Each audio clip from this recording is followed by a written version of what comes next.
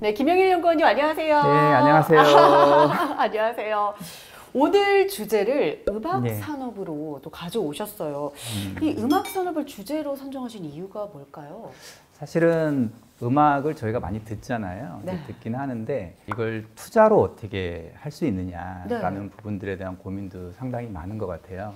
어떤 투자를 할 때 네. 가장 좋은 투자 대상은 어떤 거냐라고 봤을 때 이제 일상생활에 있는 거를 투자하는 게 사실은 제일 좋은 것 같아요. 2000년대 같은 경우에는 저희 나라가 이제 소득 수준이 올라가면서 뭐 자동차라든지 2010년대 이제 들어와서는 여자분들 이제 화장품, 그리고 이제 2020년대는 인터넷 기업 주식들이 상당히 좋았죠. 이제 일상생활에서 봤을 때 가장 많이 사용을 하는 게 음악이거든요. 맞아요. 저 오늘 출근할 때도 음악 들으면서 왔어요. 저도 그랬습니다. 음악을 어느 정도 좀 많이 듣냐면 음악 사용량에 대해서 통계를 좀 낸 것들이 좀 있는데 네. 일주일에 3번 이상 음악을 듣는다라고 하는 사람들이 네. 4명 중에 3명.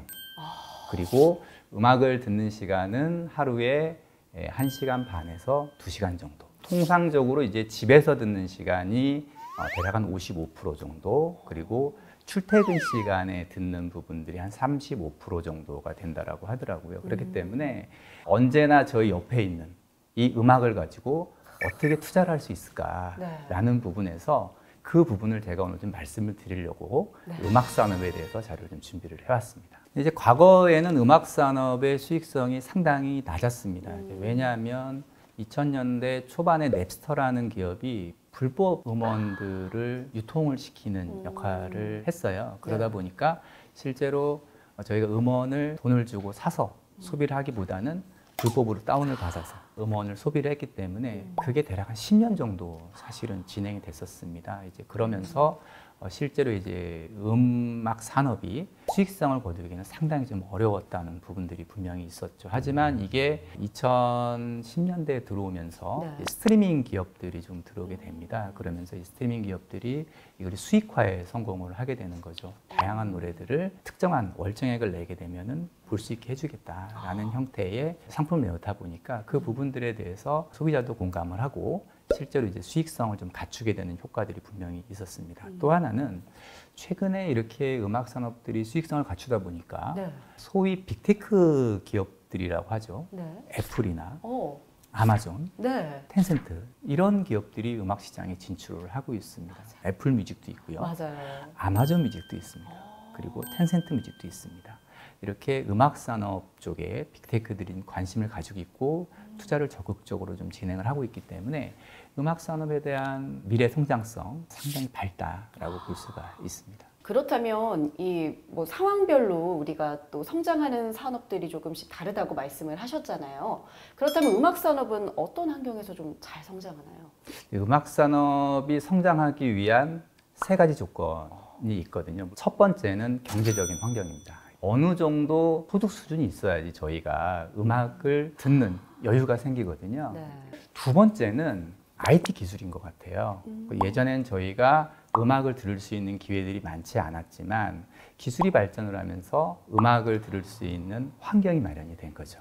그리고 마지막으로는 팬덤이라고 하죠. 그죠? 이제 고객층이 딱 생기면서 음악 산업이 아주 빠르게 발전할 수 있는 환경이 만들어집니다. 저희가 이제 음악 산업을 보게 되면 대략 한 30년 주기로 성장을 해요. 가장 먼저 이제 음악 산업이 뜨게 됐던 시기가 1950년대예요. 이 시대에는 어땠냐면 저희 2차 세계대전이 끝난 게 이제 40년대잖아요. 그러다 보니까 이제 경제 부흥기에 들어가게 됩니다. 그리고 1950년대에서 60년대 사이에 라디오가 들어오게 되는 거죠.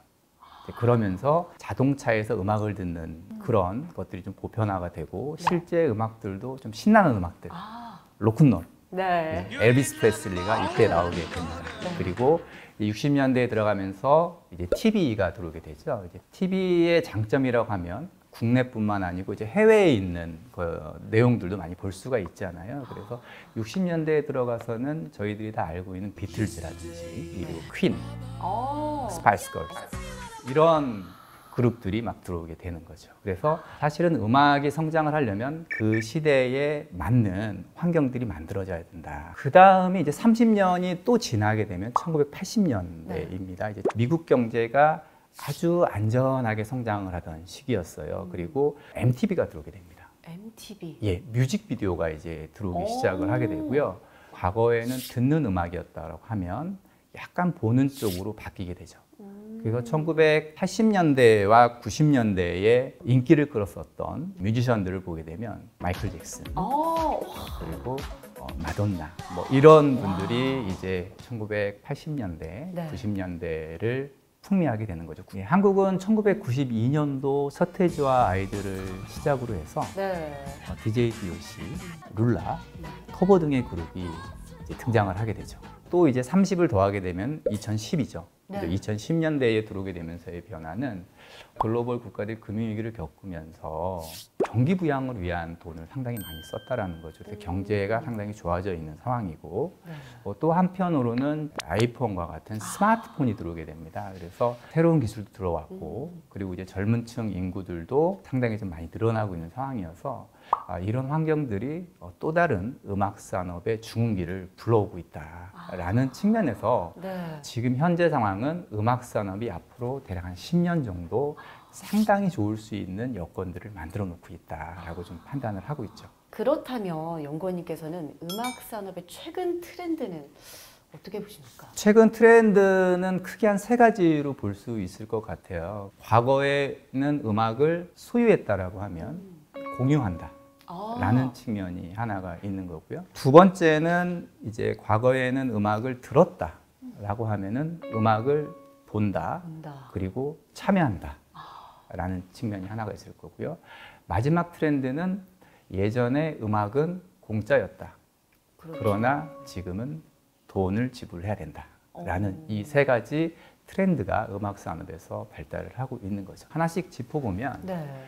과거에는 저희가 이제 음악에 대해서는 소유욕이 상당히 강했습니다. 왜냐하면 테이프를 사야지만이 CD를 그죠? 사야지. CD를 사야지만이 테이프를 사야지. 그쵸? 맞아요. 음악을 들을 수가 있었는데 요즘에는 보게 되면 사실은 대부분 그냥 스트리밍 형태로 해서 음악을 소비를 하는 형태로 좀 많이 바뀐 상황이기 때문에 네. 점진적으로는 음원 플랫폼들을 통해서 공유하는 형태로 조금 진행이 되고 있다라고 보시면 될 것 같아요. 실제로 작년도에 저희가 이제 전 세계에서 음원과 관련된 음반과 관련된 매출이 어느 정도 있었나라는 부분들을 네.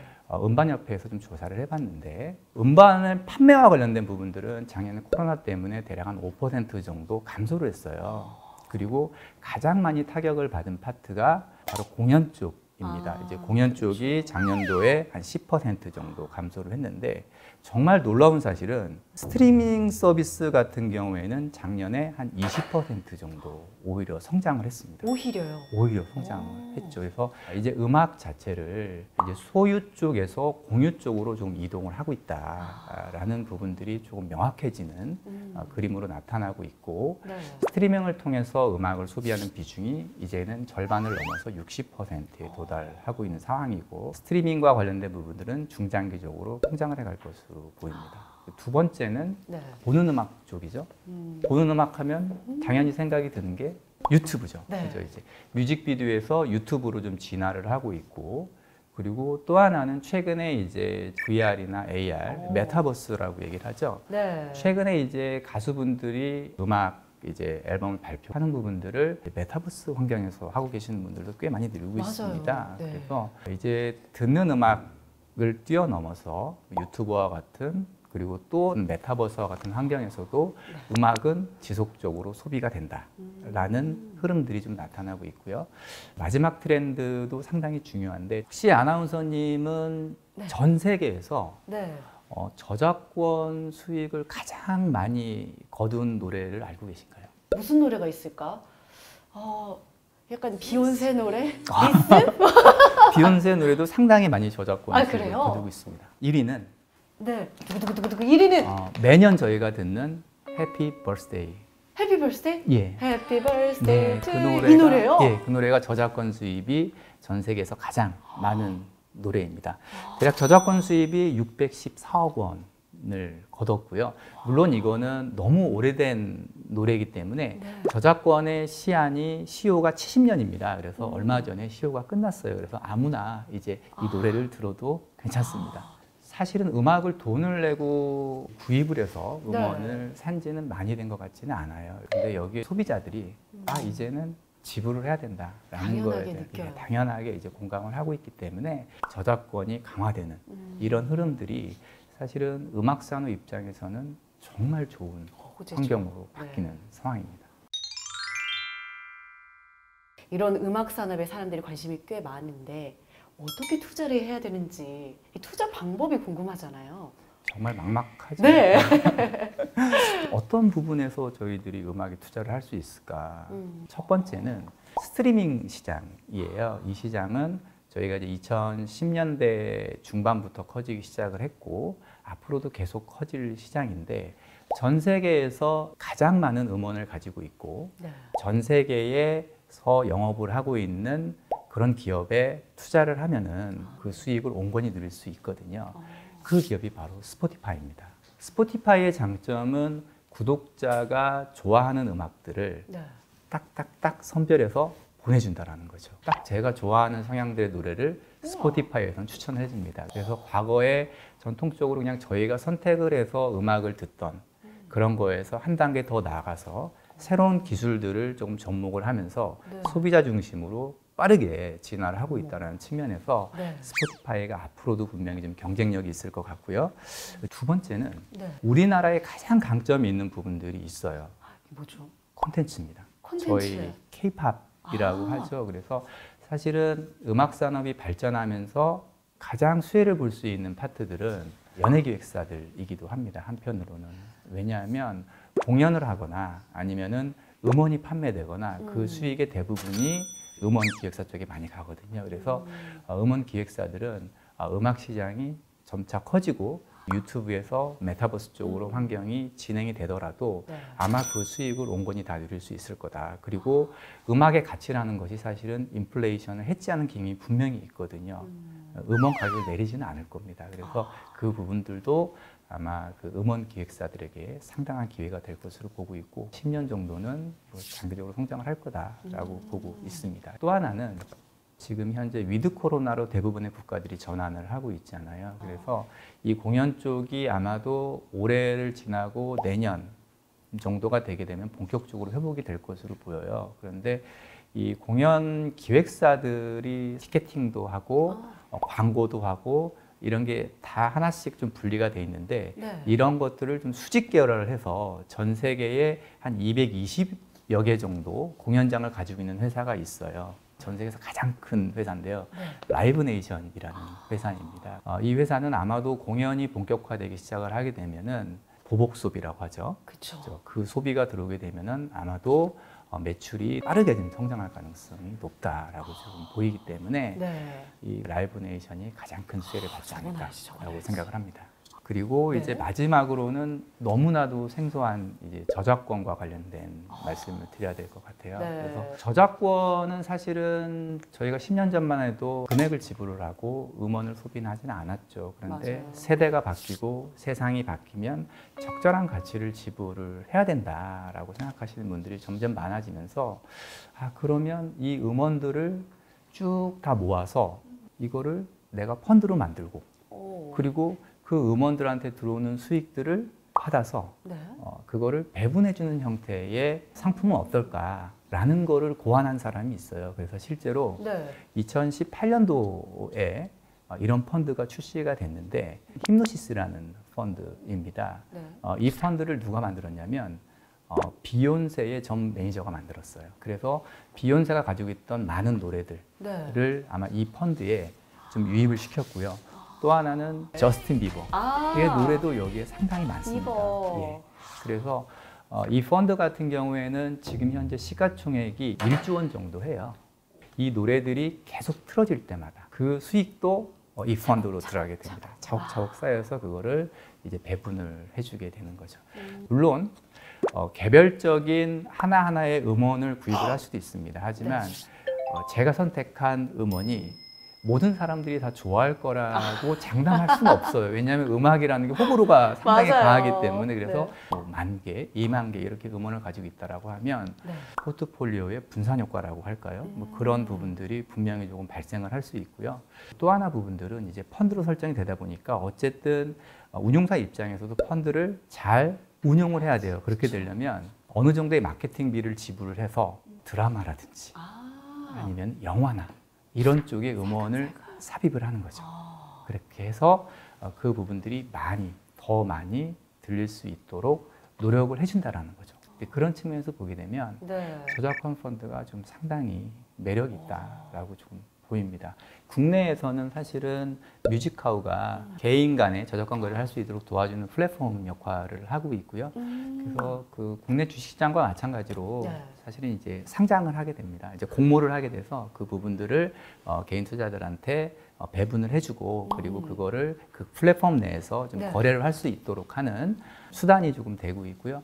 이게 비단 이제 국내 쪽뿐만이 아니고 해외에서도 조금 있는 비즈니스 모델입니다. 그래서 VEZT라는 미국에 있는 기업 같은 경우에도 네. 이제 온라인으로 저작권을 사고 팔 수 있는 그런 플랫폼 역할을 조금 하고 있습니다.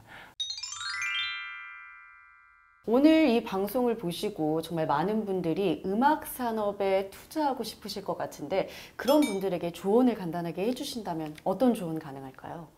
그 음악이라는 게 저희들이 태어나서 죽을 때까지 항상 옆에 있는 필수품이거든요. 거의. 맞아요. 그렇기 때문에 이 필수품들을 가지고 투자하는 게 사실은 아이디어 측면에서는 가장 좋은 부분들이 좀 될 수가 있고요. 그리고 음악이라는 거는 언제든지 다시 살아날 수 있습니다. 그 노래를 같이 듣고 있는 사람들이 공유하는 그 세대들이 있기 때문에 언제든지 다시 부활할 수 있다라는 측면에서 보게 되면 앞서 말씀드렸던 스트리밍 기업이라든지 음반 기획사나 공연 기획사 그리고 저작권 이런 부분들을 하나의 포트폴리오로 조금 가져가시는 건 어떨지 그리고 현재 음악 산업이 대략 한 10년 정도의 호황을 진행할 가능성이 높기 때문에 아마 투자 측면에서는 상당히 매력적인 대상이 될 것으로 보입니다. 알겠습니다. 오늘 김영일 연구원님과 함께 음악 산업에 대해 이렇게 전반적인 이야기를 나눠봤는데요. 음악 산업에 대해서 조금 더 주시하시면 더욱더 좋을 것 같습니다. 여러분의 스마트한 투자를 돕기에 준비한 투자 탐구 생활 아쉽지만 여기서 인사드리도록 할게요. 그럼 여러분 안녕. 구독, 좋아요 눌러주실 거죠?